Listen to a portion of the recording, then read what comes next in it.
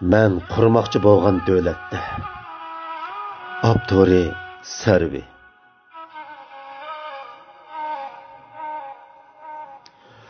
Ular dorilarning qipiga bizchi xatni yozmaydi. Yozsa bizning odam ekanligimizni e'tirof qilgan bo'lib qoladi. Apam o'qimishliq ayol edi. Biroq ularning xatini o'qiy olmaydi. Şunu daim bana doğrusunun qepideki xatni o'qitadi.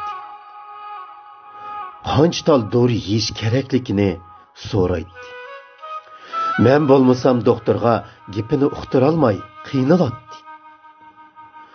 Jili bo'lib bo'g'iladi.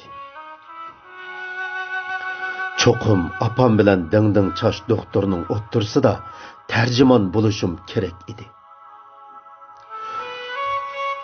Şu çağda men apam üçün bir devlet kurup vermekçi buldum.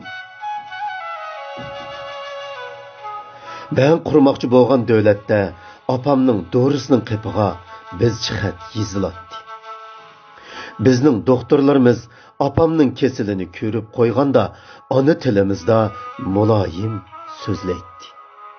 Men apamga şundaq degende apam tartqanicha çaşlarını silab koydu. Dadam avtobusga o'ch edi. Chunki avtobus dadam mustamlikichi deb ataydiganlar bilan liq to'lib ketgan edi. Avtobusda ular dadamni qistab uyon bu yonga so'rashadi. Hatto ba'zida qo'pollik bilan ittirib etadi. Ular yashanganlar o'rnini dadamga hargizmi bo'shtib bermaydi.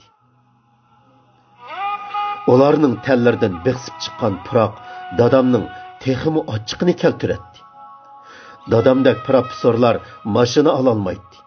Maashi turmush uchun aron yetadi. Avtobusda ularning qo'rshovida turish dadamga xo'rliq ilib keladi.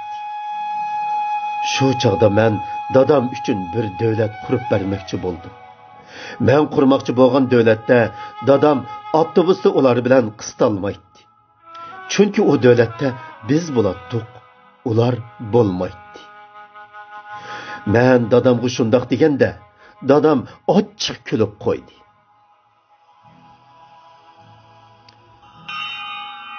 Dadam yozuvchi edi.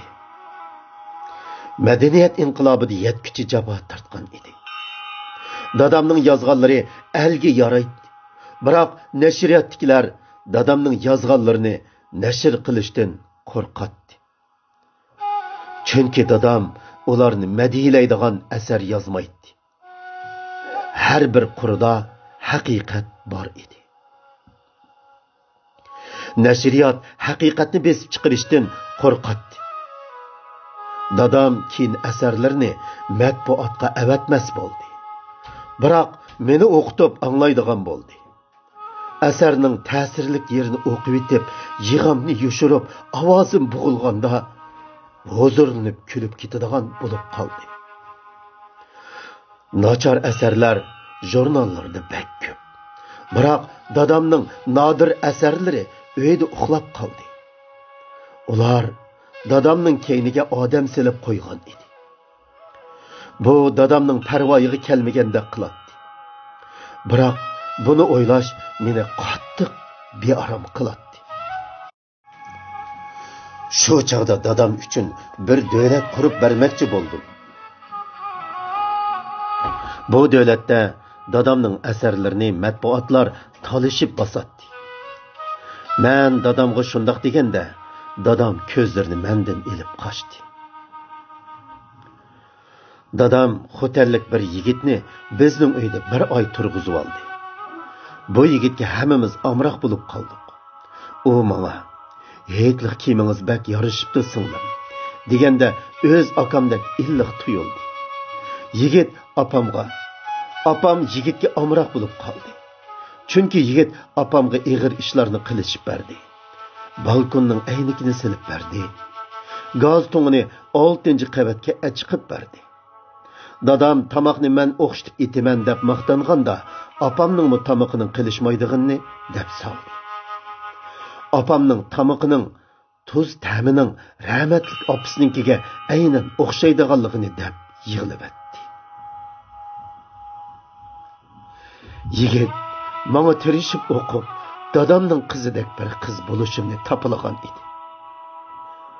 Dadamning qalbidagi mangu o'chmas bir simo ekanligini bu deb soldi. Yigit ketib qolgandan keyin dadam dedi: "Yigit mening eng yaxshi ko'radigan o'quvchim edi." Yigit tog'lar yo'li bilan chigirdan o'tib ketdi. Esinglarda bo'lsin, har qanday odam uchun bu yigit bizning uyga hargiz kelmadi. Shu chaqda men bu yigit uchun bir davlat qurib bermoqchi bo'ldim.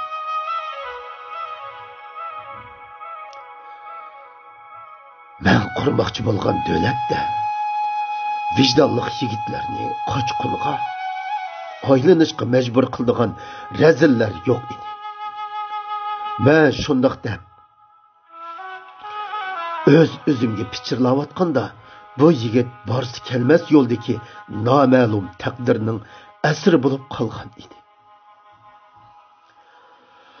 Harvisiga üstelab yesi bilak bosgan yigitning harvisini ular qo'pollik bilan turtishdi. Yesi bilak bosgan harva qisib ketdi. Ratlik besilgan yesi bilaklar o'rildi. Taraf-tarafga dumulab ketdi. Yigitning chiroyini azob va ochiq bosdi. Biroq yigit un chiqmay yesi bilaklarini tardi. Ular yigitga sholini chechib, bojni suylashdi. Beralmasa harvisining choqini va ko'ktatlarini musodir qildiganligini aytdi. Ular ko'zini chimchiqlatmay turib shundoq razillik qila oladi. Yigitning hayot yo'lini uzalaydi. Mashinasining kuzubidagi har xil chaqlar buning guvochisi edi. Yigit yonchuqidagi pirlashgan ko'ylarni, mo'challarni titirgan qo'li bilan sanashga boshladi. Men shu chaqda bu yigit uchun bir davlat qurib bermoqchi bo'ldim. Men qurmoqchi bo'lgan davlatda bundoq yigitlar harvisining choqidan g'am yemaydi. Men shundoq devatqanda g'azabdan mushtumimning tugilganini his qildim. Ular qo'shni yotoqni tinitishdi. Jay namozlarini tepib olishdi. Qo'shni yotoqdagi qizlar koridorning temiga holsiz yo'linib turibdi. Qo'rqishqinidan qetib qolgan haykaldakli ko'rinadi. Qo'shni yotoqdagi 4 qizni radikal idealik deb o'qishdan haydashdi. Ularning gunohi yog'liq chekib uzun yopqa kiyish edi. Maktabda ulardan o'rganmaslik to'g'riliq jiddiy yig'in chaqirildi. Shu kun ular chamdonlarni so'rab maktab darvosidan mangulik chiqib ketdi. Ularning do'stlari ularni ustib qo'yishga jur'at qila olmadi. Qizlar ularga g'amgin qarab qo'yib, so'zsiz xo'shlashgan edi. Men shu chaqda bu qizlar uchun bir davlat qurib bermoqchi bo'ldim. Men qurmoqchi bo'lgan davlatda e'tiqodli qizlar maktabida xotirjam o'qiy olaydi. Men shundoq devatqanda qalbimning yaratquchidan yordam tilayotganligini his qildim. Ular ashu oqshimi ot baygisi maydonida do'stimning ko'z oldida oksini etevetdi. Chunki ot baygisi maydonidagi yigitlar namoyish omisi edi. Do'stim ruhi kasal bo'lib qoldi. Tamg'i qarabli o'ltiradi. Ular do'stimning uydagilarga tarbiyaviy xizmat ishlagili keldi.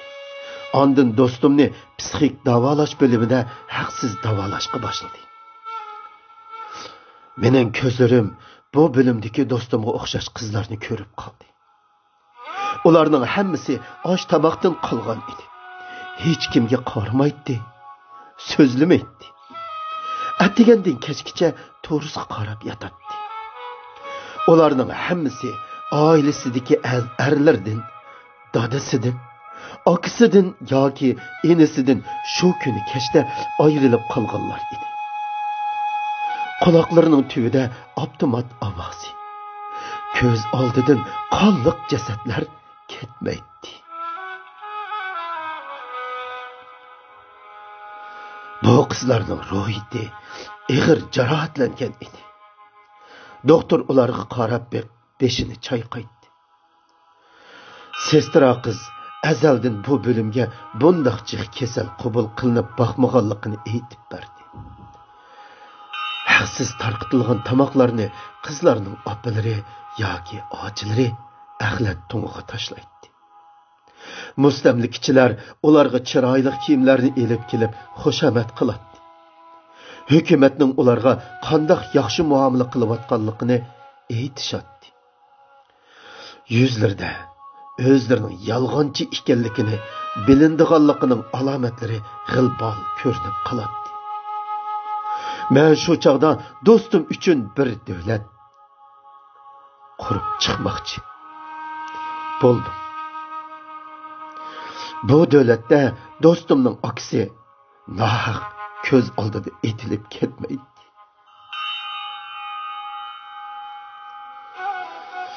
Men shundoq devatqanda azobdan qalbimning choq chekidan busilganligini his qildim. Hayot meni bu kishilardan ayirib, yod ellarga qamg'oqdek irg'itib tashladi. Talay yıllar bu arzuda can kuyup öttü. Başka kral mı kondu? Yakı yurtlardaki g'erib hayatga ko'ngilmi ko'ndi. Bu arzunun yüzüge turmuşning chonglari bo'lg'uchi qo'ndi. Xiralashdi. Ana tuproqda biz xalqning kuni misli vaylon dovzaqdek yomonlashdi. Devlet qurman degan arzuyung bor edi ha, deb vijdon so'roq etdi.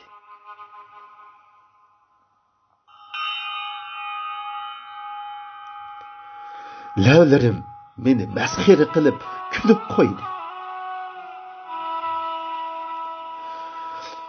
Devlet qurman deb tipirlab o'tgan peshqadam jangchining meytig'i to'pi tashlandi.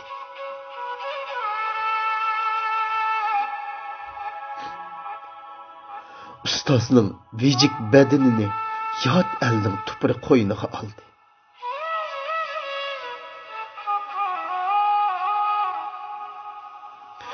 Shu chaqda quloqlarim anglab qoldi. Muhtaram ustozning orzusi vatan tuprog'iga ko'milish edi. Vatan ustoz uchun Makka, Madinam edi. Yerim asrdan buyon bir qitimmo tavapqa borolmadi. Mana endi armon bilan ko'zlar uchiq ketdi. Orzusini bizga miros etdi. Men shu chaqda ustoz uchun bir davlat qurib bermoqchi bo'ldim. Men qurmoqchi bo'lgan davlatda ustozdek insonlarni o'zi sevgan ona tuproq qo'yniga ola oladi. Men shundoq devatqanda xo'rliq, nomus va qat'iyat qalbimda mislsiz darajada g'alyon ko'tarib, guldir momidek nara tortishga boshladi. 2020 yili 10 aprel Amerika